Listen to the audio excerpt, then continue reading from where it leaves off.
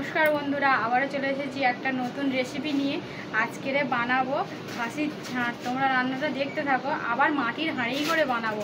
তোমরা পুরো রান্নাটা আমার সাথে দেখতে থাকো। আমরা চলে এসেছি রান্নাঘরে সব উপকরণগুলো নিয়ে। আমি মাটির হাঁড়িটা গ্যাসের ওপর বসিয়ে দিয়েছি, তোমরা দেখতেই পাচ্ছ। এবারে আমরা টুকরো করে কাটা আলুটা নিয়ে নিয়েছি, আদা রসুন বাটা নিয়ে নিয়েছি, পেঁয়াজ কুচি নিয়ে নিয়েছি, টমেটো কুচি নিয়ে নিয়েছি। আর আমরা ফোড়নে কী কী ব্যবহার করছি দেখো, গোটা এলাচ কয়েকটা নিয়ে নিয়েছি, শুকনো লঙ্কা আর দুটো তেজপাতা নিয়ে নিয়েছি। চলো রান্নাটা শুরু করা যাক। গ্যাসের ওপর বসিয়ে নিয়েছি আমি মাটির হাঁড়িটা। গ্যাসটাকে এবার জ্বালিয়ে নেব। তোমরা সবসময় কড়াই খেয়ে দেখেছো, একবার অন্তত মাটির হাঁড়ি করে এই তরকারিটা খেয়ে দেখবে, সত্যিই খুব ভালো লাগবে। হাঁড়িটা বসিয়ে নিয়েছি।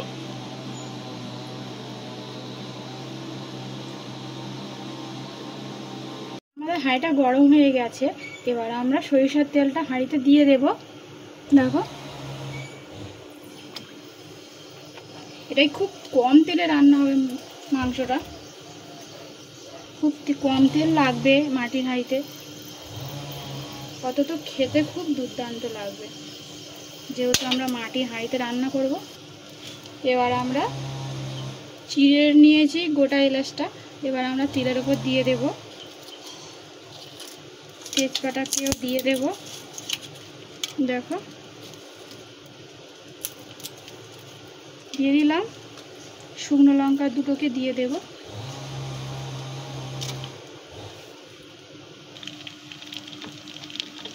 দেখো, আমাদের পাঁচ ফোড়নটা ভাজা হয়ে গেছে, যে মশলাগুলো দিয়েছিলাম। এবার আমরা পেঁয়াজটা দিয়ে দেবো, পেঁয়াজ কুচিটা। দেখো, পেঁয়াজ কুচিটা দিয়ে দিয়েছি। তোমরা চাইলে কড়াইতেও মশলাটা কষিয়ে নিতে পারো, আমরা একেবারে হাঁড়িতে কষিয়ে নিচ্ছি, কারণ খুব সুন্দর অল্প তেল লাগবে, কিন্তু অতটা খেতে খুব সুন্দর লাগবে। আমাদের পেঁয়াজটা অনেকটা ভাজি ভাজি হয়ে গেছে, তোমরা দেখতেই পাচ্ছ ব্রাউন কালার এসে গেছে আমাদের পেঁয়াজটা। এবার আমরা রসুন বাটাটা দিয়ে দেবো, আদা রসুন বাটাটা দিয়ে দেবো।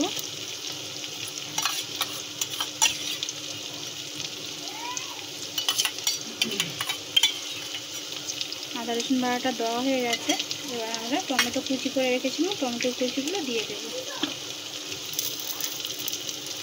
দেওয়া হয়ে গেছে। এবার হালকা করে ওপর দিয়ে চিনি দিয়ে দেবো, যাতে আমাদের তরকারিটার কালার আসে, তার জন্য সামান্য পরিমাণে আমরা চিনি দিয়ে দেবো। তোমরা চাইলে নাও দিতে পারো। খুব সামান্য পরিমাণ চিনি দিয়ে দিলাম, যাতে তরকারিটার কালারটা খুব সুন্দর হয়।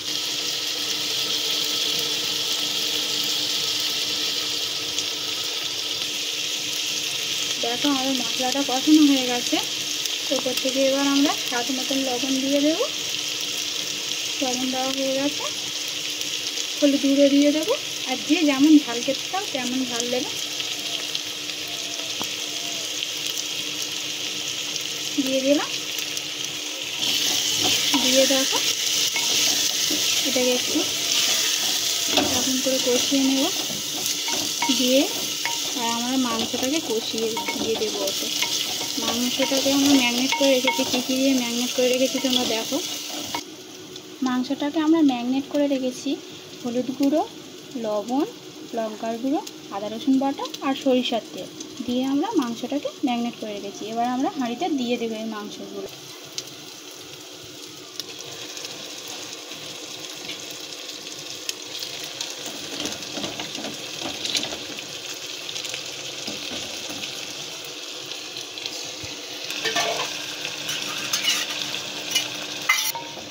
মাংসটাকে এবার নাড়িয়ে নেব আমরা।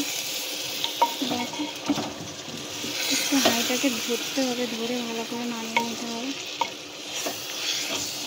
আর একটু গ্যাসটাকে আস্তে করে দেবো আমরা, এটা আস্তে আস্তে হবে আমাদের মাংসটা। ভালো করে আগে কষিয়ে নেব। কষিয়ে নিয়ে তারপরে আমরা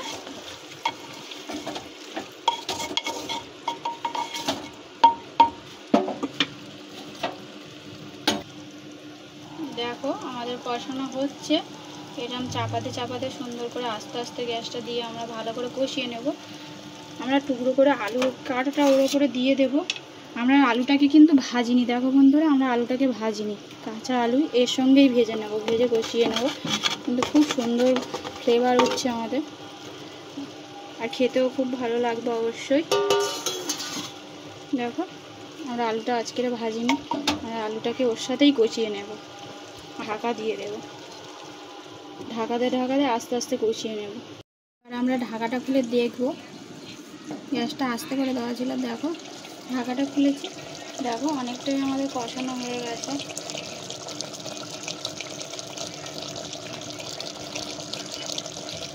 দেখো আমাদের অনেকটাই কষানো হয়ে গেছে, দেখতেই পাচ্ছ।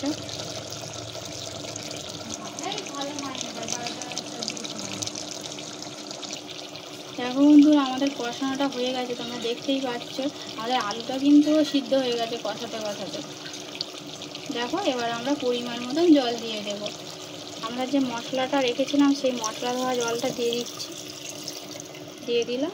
আর সামান্য পরিমাণ জল দিয়ে দেবো। দেখো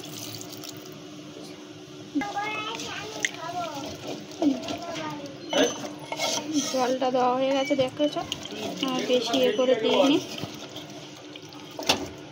আর আলুটাও আমাদের সিদ্ধ হয়ে গেছে, দেখো বন্ধুরা, দেখো আমাদের আলুটা সিদ্ধ হয়ে গেছে।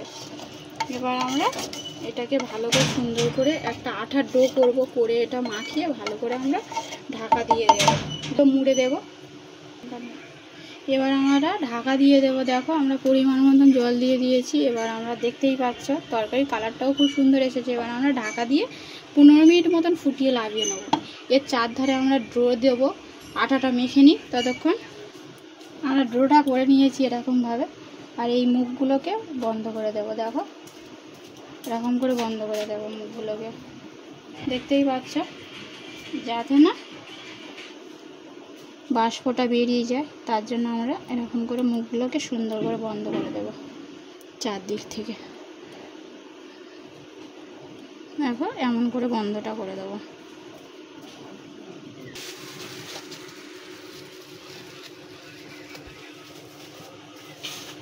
আমরা যে আটার প্রলেপটা দিয়েছিলাম আমরা খুলে নিয়েছি, দেখতেই পাচ্ছ তোমরা। এবার আমরা ঢাকাটা খুলে দেখবো। ঢাকাটা খুব গরম হয়ে গেছে, ওই জন্য আমরা একটু ন্যাতা দিয়ে ধরেছি, কাপড় দিয়ে একটা। দেখো দেখো আমাদের তরকারিটা রেডি হয়ে গেছে, কালারটাও কত সুন্দর এসেছে দেখো। এবার উপর থেকে আমরা গরম মশলাটা ছড়িয়ে দেব, আর খুব সুন্দর সেন্ট বার হচ্ছে। হাঁড়িতে করেছি তো খুব সুন্দর সেন্ট বার হচ্ছে আমাদের।